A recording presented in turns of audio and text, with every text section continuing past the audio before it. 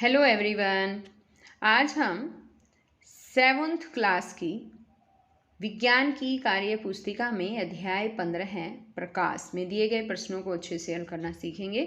सभी बच्चे वीडियो को शुरू से लेकर अंत तक पूरी देखें। आप चैनल पर नए हैं तो चैनल को सब्सक्राइब भी करें। वीडियो अच्छी लगती है तो इसे लाइक ज़रूर करें।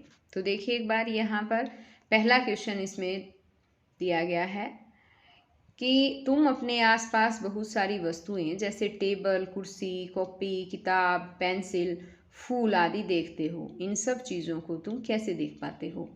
तो इसमें है कि जब प्रकाश इन पर पड़ता है और वापस हमारी आंखों की ओर आता है तो हम इन चीज़ों को देख सकते हैं। यानी प्रकाश पड़ता है इन चीज़ों पर और इन चीज़ों पर प्रकाश पड़ के वापस हमारी आंखों की तरफ आ जाता है और हमें वस्तुएं दिखाई देने लग जाती है। आगे कि तुम ऐसे कमरे में जाओ जहाँ बिल्कुल प्रकाश नहीं हो तो क्या तुम कमरे में रखी वस्तुएं दिखाई देगी? नहीं, क्योंकि वहाँ प्रकाश नहीं होता। यहाँ पर पूर्ण विराम लगा देंगे। अब आगे है यहाँ पर इसी पार्ट क्वेश्चन का जो है पार्ट है कि यदि तुम एक टॉर्च या मोमबत्ती जलाओ तब क्या तुम कमरे में रखी चीज़ों को देख पाओगे? क्यों? हाँ, हम देख पाएंगे क्योंकि प्रकाश वस्तुओं को देखने में हमारी सहायता करता है। नेक्स्ट सेकंड क्वेश्चन है कि कुछ ऐसी चीज़ों के नाम बताओ जिनसे हमें प्रकाश मिलता है। तो प्रकाश तो हमें सूर्य से मिलता है, टॉर्च, जलता हुआ बल्ब, जलती मोमबत्ती, दिया भी लिख सकते हैं इसमें, दीपक यानी कि, तो इनसे भी प्रकाश मिलता है। आगे है यहाँ पर ऊपर तुमने प्रकाश स्रोतों के नाम लिखे हैं, उनके निम्न दो समूह बनाओ। तो एक तो है प्रकाश के प्राकृतिक स्रोत और उसमें है सूर्य, और एक है प्रकाश के कृत्रिम स्रोत, उसमें है टॉर्च, जलता बल्ब और जलती मोमबत्ती। अब यहाँ पर आ जाती है गतिविधि 1 और इसमें है सामग्री चाहिए हमें इसके लिए, एक तो टॉर्च और एक चाहिए गत्ता। और ये गतिविधि देखिए एक बार क्या है। यहाँ पर इसमें कि एक गत्ते का टुकड़ा लो, उसमें एक छोटा छेद बनाओ। अब एक गत्ते पर टॉर्च से प्रकाश डालो। ऊपर दिए गए चित्र में गत्ते की दूसरी तरफ टॉर्च से निकलने वाले प्रकाश के पथ को लाल रंग से बनाओ। तो अब यहाँ पर देखिए बच्चों, ये टॉर्च ली गई है। यहाँ पर जो ये आपको टॉर्च दिखाई दे रही है ये इसका प्रकाश है, और यहाँ पर ये लिया गया है गत्ता और इस गत्ते में यहाँ पर छेद कर दिया गया है। और टॉर्च से जब यहाँ से प्रकाश जाता है तो वो यहाँ से ऐसे सीधी रेखा में प्रकाश जो है वो गमन कर रहा है। इसने कहा है कि प्रकाश के पथ को लाल रंग से बनाओ, तो इस तरह से यहाँ से गमन करेगा, यानी कि प्रकाश जो है वो सीधी रेखा में गमन करता है। आगे कि तुम अपने दैनिक जीवन में ऐसे कोई दो अनुभव बताओ जो ये देखते हैं कि प्रकाश सीधी रेखा में गमन करता है। तो इसमें आ जाएगा यहाँ पर छायाओं का बनना। एक तो हमारी छायाएं बनती हैं, उससे हमें पता चलता है कि प्रकाश जो है वो सीधी रेखा में गमन करता है। क्योंकि जब आपने दोपहर को देखा होगा, सूर्य की रोशनी जब आप पे पड़ती है, सूर्य का प्रकाश, तो आप धूप में खड़े होते हैं तो उसकी छाया बनती है ना। तो ये जो है हमारे ऊपर धूप पड़ती है और पड़ने से फिर वो छाया बनती है, यानी कि सीधी प्रकाश जो सीधी रेखा में गमन करता है। दूसरा है कि सूची छिद्र प्रतिबिंब बनना, यानी कि कई बार आपने देखा होगा कि कोई पेड़ है, जैसे उसके पत्तियों में से और यानी पेड़ के आसपास जो है आपको उनमें से आता हुआ प्रकाश नज़र आता होगा, पत्तियों के बीच में से भी, छिद्र में से, तो ये सूची छिद्र प्रतिबिंब होता है। तो इससे भी पता चलता है कि प्रकाश सीधी रेखा में गमन करता है। अब आगे है यहाँ पर तीसरा क्वेश्चन कि यदि किसी कमरे में सूर्य का प्रकाश सीधा प्रवेश ना कर रहा हो तब भी उसमें रखी वस्तुएं हमें क्यों दिखाई देती हैं? प्रकाश के विसरण या प्रकीर्णन द्वारा या फिर प्रकाश के परावर्तन द्वारा जो है वो हमें दिखता है, चीज़ें जो है वो रखी हुई हमें दिखती हैं। आगे की पक्के फर्श और खुरदरे फर्श पर पोछा लगाने पर पक्का फर्श चमकता हुआ दिखाई देता है, खुरदरा फर्श नहीं। क्यों?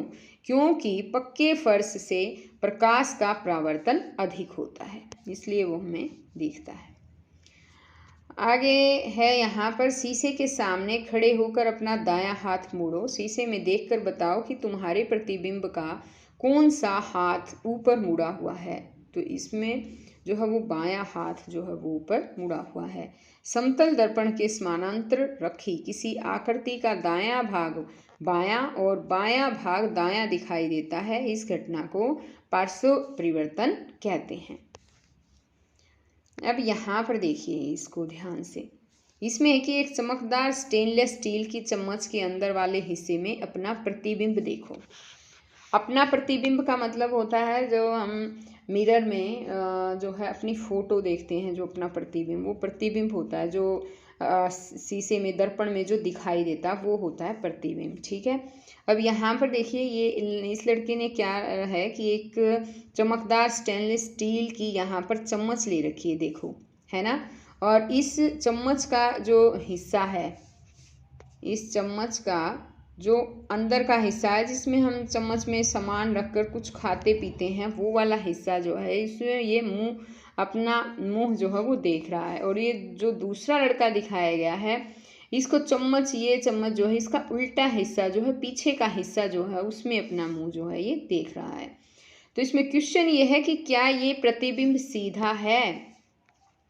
तो जब ये इसमें देखेगा तो नज़दीक से तो सीधा दिखाई देगा, और ये जब दूर से देखेगा, जब चम्मच को दूर लेकर जाएगा तो वो उल्टा प्रतिबिंब दिखाई देगा। अब इसी तरह से यहाँ पर आगे है कि प्रतिबिंब के साइज में और बिंब के साइज में क्या अंतर है। तो सबसे पहले तो आपको पता होना चाहिए प्रतिबिंब क्या होता है, यानी शीशे में जो वस्तु दिखाई दे रही है वो प्रतिबिंब है, और शीशे से बाहर जो वस्तु है वो बिंब है। ठीक है, अब क्या है इसमें कि प्रतिबिंब के साइज में अंतर पूछा इसने, तो नज़दीक से देखने पर तो वो बड़ा दिखाई देता है और दूर से देखने पर उल्टा प्रतिबिंब दिखता है। इसी तरह से आगे है यहाँ पर पार्ट इसमें कि समतल दर्पण में बना हुआ प्रतिबिंब और इस प्रतिबिंब में क्या अंतर है। तो समतल दर्पण में प्रतिबिंब हमेशा सीधा व वस्तु के बराबर साइज का होता है, और जो यह प्रतिबिंब है वो उल्टा, सीधा और वस्तु से छोटा या बड़ा हो सकता है। आगे की, अब चम्मच के भीतरी पृष्ठ का उपयोग करके अपना प्रतिबिंब देखो। तो चम्मच को अपने चेहरे के पास लाकर देखो, तुम अपना प्रतिबिंब के बारे में क्या कह सकते हो। तो जब पास लाएंगे तो पास लाने पर हमारा प्रतिबिंब बड़ा दिखता है, सीधा दिखता है। यहाँ पर पास पूछा है इसने, अगर दूर पूछता तो फिर दूर देखने पर हमें जो है वो उल्टा दिखाई देता है दूर से। अब इसी तरह से यहाँ पर नेक्स्ट है कि यदि तुम अपने चेहरे से चम्मच की दूरी बढ़ाते हो तो क्या प्रतिबिंब में कोई फ़र्क दिखाई देता है, यदि हाँ तो क्या फ़र्क दिखाई देता है। तो चेहरे से चम्मच की दूरी बढ़ाने पर प्रतिबिंब उल्टा दिखता है। अब आगे यहाँ पर देखिए एक बार, ये 8वां क्वेश्चन है, इसको ध्यान से समझिए बच्चों। इसमें दिया है कि जब दो दर्पणों को किसी कोण पर झुका कर रखा जाता है तो बनने वाले प्रतिबिंबों की संख्या पर क्या प्रभाव पड़ता है। दो दर्पण पट्टिकाएं लेकर अलग अलग कोणों पर रखकर उनके मध्य कोई वस्तु रखकर प्रतिबिंबों की गणना कर सारणी में भरो।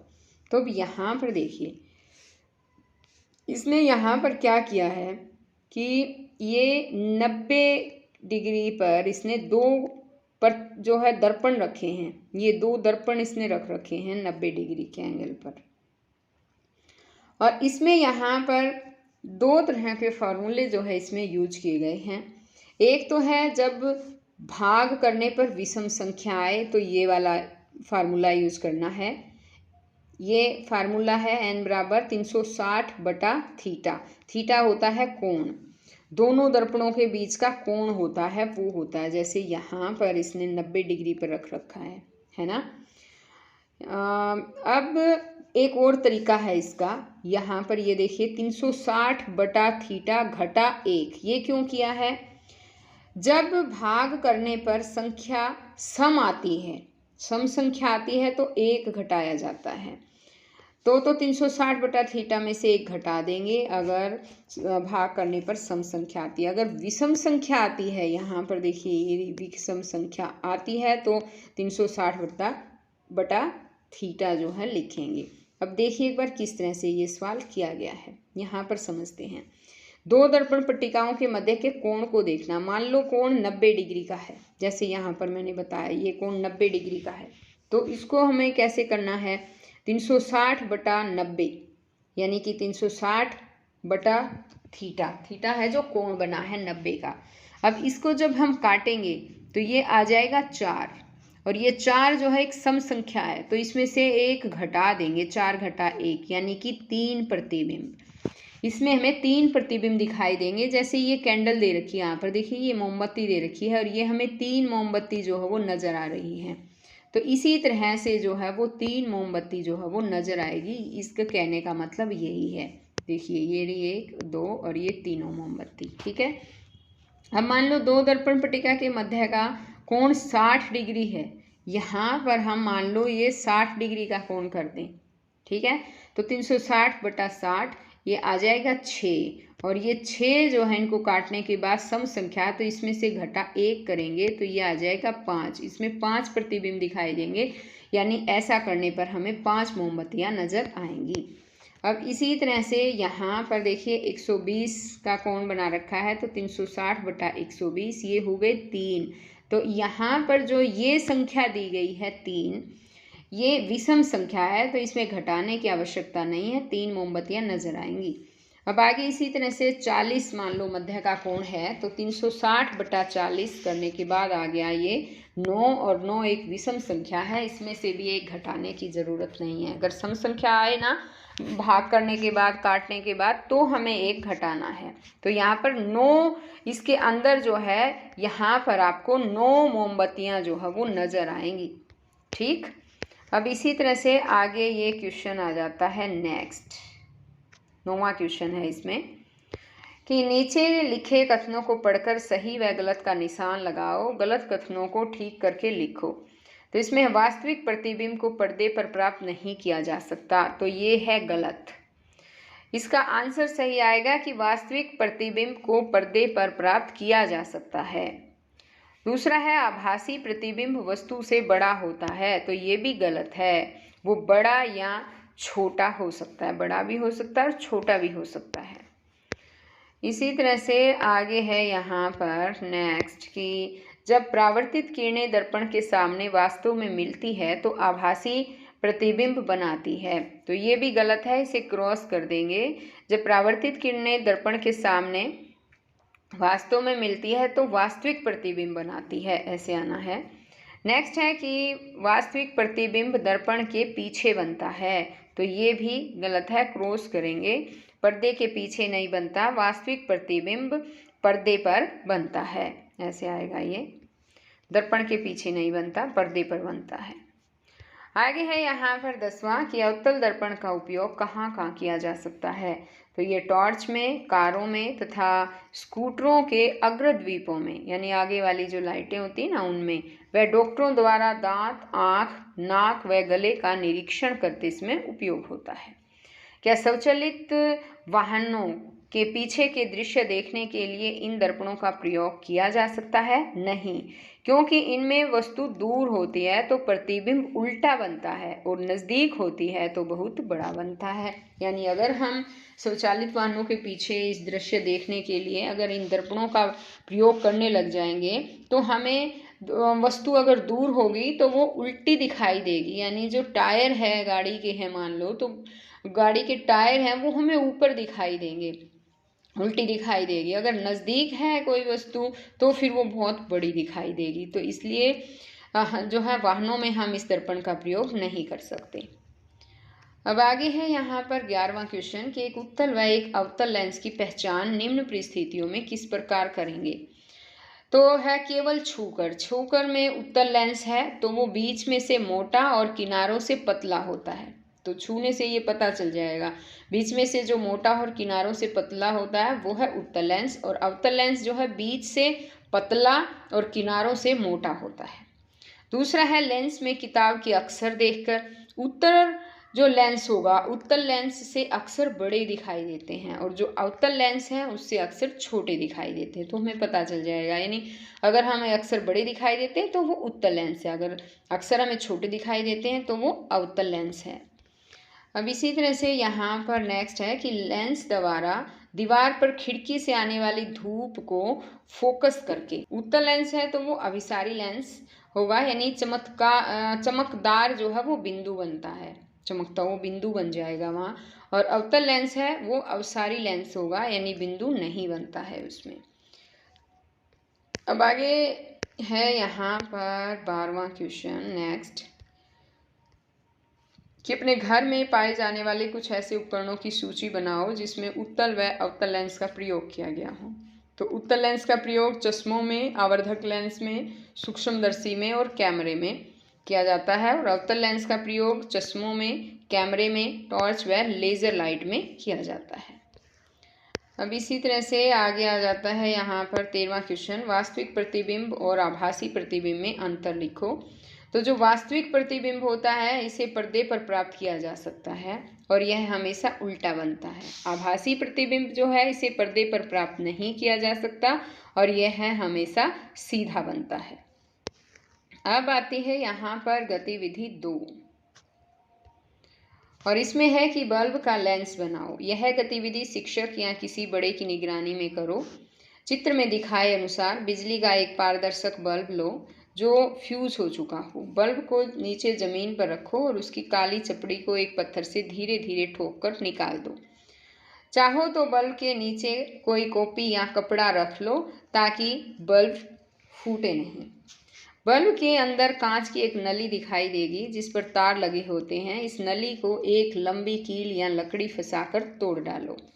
बल्ब को हिलाकर टूटी नली के कांच इत्यादि को एक कागज पर झाड़कर कचरा पेटी में सावधानी से डाल दो ताकि किसी को वो चुभे ना, इसलिए है यहाँ पर। अब इसने क्या कहा है यहाँ पर आगे कि अब केवल बल्ब का खोखला कांच और धातु की टोपी रह जाएगी। अब पानी से बल्ब को 1/3 भर लो। अब तुम्हारा पूरा लेंस तैयार है, इससे किताब के अक्षरों को देखो। तो यहाँ पर देखिए एक बार बल्ब की प्रोसेस जो है वो दिखाई गई है। यहाँ देखिए ये बल्ब है, इसने क्या किया है, या तो किसी गत्ते पर या किसी कॉपी पर बल्ब को रख सकते हैं। देखो जैसे इसने यहाँ रख रखा है और यहाँ पर पीछे का जो ये हिस्सा है ये कह रहा है इसको तोड़ना है और अंदर जो ये तारे सी छोटी छोटी नज़र आ रही है ना, इसको पूरे को बाहर ही निकाल देना। जैसे यहाँ पर देखिए दूसरे चित्र में यहाँ पर ये निकाल रहा है, इस पार्ट को निकाल दिया। अब यहाँ पर देखिए ये सिंपल बल्ब हो गया जिसके अंदर का सारा हिस्सा जो है इसने निकाल दिया है। अब इसकी जगह इसने पानी डाल दिया है, यहाँ देखिए ये पानी डाल रखा है। तो अब क्या है इसमें, इसने आगे कहा है कि अपने बल्ब लेंस से और भी छोटी छोटी चीज़ें देखो, जैसे शक्कर या नमक के दाने, तरह तरह की बीज, इससे जो तुम्हें रोचक लगे उनके चित्र भी बनाओ। तो इसने क्या कहा है, किताब के अक्षरों को पढ़ो। पहले तो इसने यही कहा था, यहाँ पर देखिए इसे किताब के अक्षरों को पढ़ो। तो इससे क्या होगी कि चीज़ें बड़ी बड़ी दिखाई देंगी। ये सभी छोटी छोटी चीज़ें हमें बड़ी दिखाई देंगी क्योंकि बल्ब में पानी भरने पर यह उत्तल लेंस का काम करेगा। तो यहाँ पर ये इस तरह से प्रोसेस बच्चों, अगर आपके घर पर कोई बल्ब है ना और फ्यूज़ बल्ब लेना है आपको, तो फ्यूज़ बल्ब लेकर इस तरह की प्रोसेस करके आप जो है वो आसानी से जो है देख सकते हैं। आपको छोटी छोटी चीज़ें भी बड़ी दिखाई देने लगेगी और उत्तल लेंस बन जाएगा आपका वो। ठीक है, जब भी आप ये कार्य करें तो सावधानी से करें। इसके जो कंच होते हैं छोटे छोटे बारीक होते हैं बहुत ज़्यादा, उनको आप डस्टबिन में डालें। ठीक है, तो बच्चों आज ये पार्ट यहीं पर ख़त्म होता है। नेक्स्ट पार्ट फिर मैं जो है नेक्स्ट वीडियो में ही लेकर आऊँगी। अगर वीडियो अच्छी लगती है तो लाइक करें, अपने दोस्तों के साथ शेयर करें, चैनल पर नए हैं तो सब्सक्राइब करें। तो हम फिर मिलेंगे नई वीडियो में, तब तक के लिए बाय बच्चों।